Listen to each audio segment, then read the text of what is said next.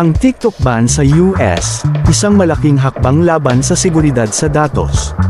Noong ika-19 ng Enero taong 2025, opisyal nang ipinatupad sa Estados Unidos ang nationwide ban sa TikTok, ang sikat na video sharing app, matapos ang serye ng mga batas at desisyon ng korte na nakatuon sa mga alalahanin sa pambansang seguridad.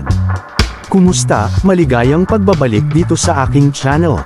Kung bago ka pa lang sa channel na ito, isang munting request mula sa inyong lingkod. Huwag kakalimutang mag-like, subscribe at pakipindot na rin ang notification bell icon para updated ka sa mga susunod kong content. Ngayon pa lamang, pinasasalamatan na kita.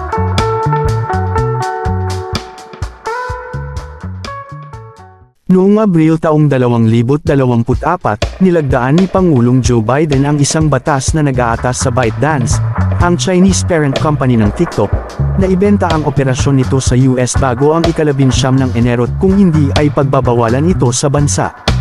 Ang batas na ito ay isinulong dahil sa magkasanib na pangamba ng mga mambabatas tungkol sa data privacy at potensyal na pagmamanman ng gobyerno ng China. Hamon ng ByteDance ang batas na ito, sinasabing labag ito sa First Amendment o kalayaan sa pamamahayag. Gayunpaman, nagpasya ang US Supreme Court na makatarungan ng batas, binibigyang diin ang lehitimong alalahanin sa seguridad. Dahil hindi naibenta ng ByteDance ang TikTok sa itinakdang deadline, nagkabisa ang ban. Dahil dito, tinanggal ng Google at Apple ang TikTok mula sa kanilang mga App Store, at sinimula ng Oracle ang pag-deactivate ng mga server na nagho-host ng datos ng TikTok sa US. Naging sanhi ito upang hindi na ma-access ng halos 170 milyong user sa Amerika ang application na ito. Nagpahayag si President-elect Donald Trump ng kagustuhang bigyan ng 70 araw na extension ng ByteDance upang makapagbenta ng kanilang operasyon, sinasabing ito ang pinakaangkop na hakbang. Subalit, hindi pa ito opisyal na naaprubahan ng ipatupad ang ban. Maraming TikTok user ang nagpahayag ng pagkadismaya sa ban gamit ang mga hashtag tulad ng Save TikTok. Dahil dito, marami ang nagsimulang lumipat sa ibang platform gaya ng Rednote, isang app na pagmamay-ari rin ng China.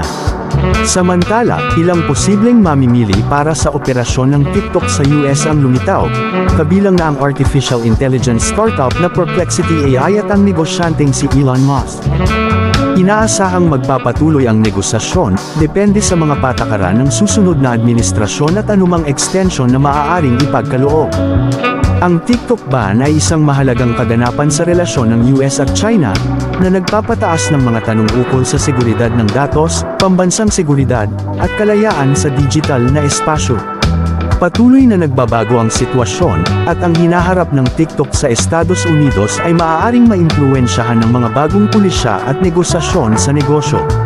Maraming salamat sa iyong pagtangkilik.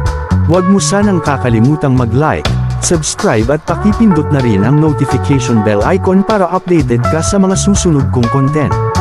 Hanggang sa muli.